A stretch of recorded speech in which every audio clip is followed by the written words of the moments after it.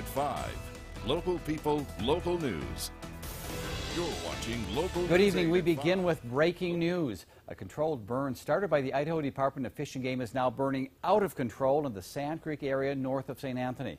The fire was started as part of a controlled burn project in the Sand Creek Wildlife Management Area. The fire was reported out of control at around 1:30 this afternoon. The fire is currently burning its way onto BLM land. The BLM has ordered campers in the area to evacuate for their own safety. No word on how many campers were in the area at the time. Multiple fire agencies are responding, including the North and South Fremont Fire District teams and BLM firefighting teams. BLM has 7 engines on site and 1 Type 2 hand crew. No one has been hurt at this time. We're continuing to gather information and will provide additional updates as we get them. Well, if you live within the city limits of Blackfoot, you might want to listen up to this story. The Blackfoot City Council is proposing a power franchise fee on the November 3rd ballot, and they would like to hear your voice and count your vote. If it passes, your Idaho Power bill could increase from 1% to 3%. The money would be used to repair streets around the city. Blackfoot Mayor Paul Loomis says the streets are in need of serious maintenance. Much more expensive to rehabilitate or rebuild a street than it does to maintain it. We've kind of put that off for quite a while because of the economic conditions of the country. But now we're playing catch up. And so we're having to really aggressively go after this. But that takes revenue and funds. According to the American Association of State Highway and Transportation, for every $1 we invest now, we avoid in the long run spending $6 to $14 on repairing those streets. Well, time now to check in with First Alert Chief Meteorologist Michael Coates with a look at your weather. And as advertised, another gorgeous fall day. Yeah, we're just looking for wonderful conditions here for tonight and tomorrow, Jay. It's going to be a good evening for some football tonight or tomorrow if you have some games tonight, and also whatever sport you're playing out there or even just going for a nice walk. Temperatures are sitting very pleasantly into those 70s and even some 80s. A live look here from the Georgetown Summit. Just a few little high-level clouds creeping in here from the west. 75 degrees in Idaho Falls. Winds at light speeds east-northeast at 3 miles an hour, and not even really seeing much wind also in the Pocatello area. Calm conditions at the airport as we take a live look through the Farm Bureau cam. Upper 70s right now. There is a little bit of cloud cover coming in here, and this is the leading edge of what is to come for this weekend. We are starting to see some of this wet weather getting along the west coast, pushing across the Great Basin, and we're going to see more of this rotating inland here for tonight and tomorrow. Mid-70s also in Blackfoot, 68 in Jackson Hole, 69 Island Park with a 77 in Twin, and the wind speeds all across the region staying very light. But let me take you over to First Alert Viper radar. This wet weather coming across southern and central California, also now getting into Vegas and pushing further north towards St. George.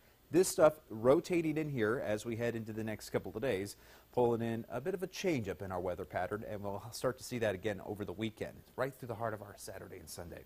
Lows back into the mid to upper 30s tonight with clear conditions. We'll have winds around 5 to 15. And when I return, talking more about what to expect here with the weekend stormy weather approaching, and I'll talk more about your weekend weather forecast in the 8-day. Jay? All right, thank you, Michael. Now an update on the fire in Idaho City. The Walker Fire continues to burn about 40 miles northeast of Boise. The blaze grew to 7 square miles today, but is 50% contained. Fire officials say the fire is burning in timber and is making uphill runs. So far, 3 cabins have been destroyed. Around 400 firefighters have been fighting the fire since Saturday. The weather hasn't been much help with record high temperatures and no chance of precipitation. The American Red Cross wants to reduce fire deaths by 25% this year. Local News 8's Allison Zimmerman joins us live from Idaho Falls Fire Station 5 to tell us how the American Red Cross hopes to accomplish this. Allison. Jay, the American Red Cross tells me that 36 people die every day from all sorts of fires. 7 people die every day from house fires. Just in the last few weeks in our area, we've had 2 house fires, one in a condo complex in Ammon and another house fire in Idaho Falls. In the event of a house fire, experts say you have just 2 minutes to get out without anything happening to you. The American Red Cross wants everyone to remember safety rules for house fires, as well as how preventable they are from being deadly. This is a preventable disaster, and so if your house burns down to the ground, it's no different than an F5 tornado hitting it. To you, that disaster is massive, and it's devastating. Obviously, it can kill your family. So it's and it's preventable. It's preventable. So with technology that we have now, Now, October is Fire Prevention Awareness Month, which is why the American Red Cross is really hitting the ground running to get people more aware of how they can prevent house fires. Reporting live at Fire Station 5, I'm Allison Zimmerman. Thank you, Allison. Coming up at 6, we'll learn more about the American Red Cross nationwide effort being brought to Idaho to prevent house fires. The body of the Central Idaho hiker who disappeared last month has been found. The Custer County Sheriff's Office says the body of Lucas Richardson was found on a ridge northeast of Sun Valley yesterday. Officials launched a search September 14th. It was called off September 23rd. Richardson's family hired Sawtooth Mountain guides to continue the search. They were the ones to discover Richardson's remains. Officials haven't yet released a cause of death. Idaho has been granted a 1-year extension to comply with the Real ID Act. Yesterday, we reported that the state had yet to hear back from the Department of Homeland Security about the request for this extension. The state announced today its request has been accepted. This extension will allow federal agencies to accept Idaho-issued driver's licenses and ID cards for official purposes, including at airports. ITD Chief Deputy Scott Stokes says the department is moving forward with security features that will ensure Idaho ID cards are safe and secure as possible and conform with the Real ID Act. It was passed in 2005 to provide additional safety and security for U.S. citizens. How does this $1,000 sound? Well, today the Idaho Education Association granted $1,000 to 4th grade teacher Michelle Rogers at Jefferson Elementary in Pocatello. She was the winner of the Make a Difference contest. Rogers had been applying for grants to fund the school's physical education equipment and other school resources. Local News 8's Angelina Dixon was there to capture the big check giveaway. Angelina, what was her reaction? She was just beyond thrilled. It all looked like the check giveaways that Publishers Clearinghouse does, and it all started the same way with a big surprise. The Idaho Education Association gathered in the school's front lobby to deliver the check to Rogers' classroom. Her class was in full swing where she was completely caught off guard. Rogers says the school has not had a PE teacher employed by the school for 2 years. She has taken matters into her own hands. She's been very busy. So when she was asked when she applied for the grant, I don't remember. I tried to do so many different grants. This was, I just did 2 last month. So this was last school year, and I did a couple. So I'm not exactly sure what qualifications I did, but I'm sure, invited questions as to what we do in our classroom and why we need the money and how would we utilize it. The Idaho Education Association says this is the first year they've done something like this, and it just might be a more often thing in the school district. Reporting live in the Pocatello newsroom, I'm Angelina Dixon. Thanks, Angelina. Teachers, parents, and community members submitted online entries from around the state for this fall's campaign.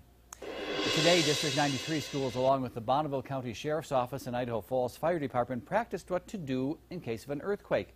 It's called the Great Idaho Shakeout, and it helps the district respond to an actual earthquake. Each school conducts a pre-scripted earthquake drill announced by the principal that tells them what has happened to their school during this pretend quake. The kids practice duck and cover drills and evacuation procedures. At Bonneville, a medical helicopter even added to the exercise. Then the students get instructions from an envelope on where to inspect their building and looking for damage or other problems. Those are reported to local fire and police. Well, I think this is one of the things in our area. Earthquakes are obviously a possibility. We hope one never occurs, but we want to be prepared if one does occur so that folks know how to respond, who to call, what steps to take to ensure the safety of the students. This is the 4th year District 93 has participated in the Great Idaho Shakeout. A Salt Lake City man was arrested for dancing on the sidewalk, and now he wants his case heard.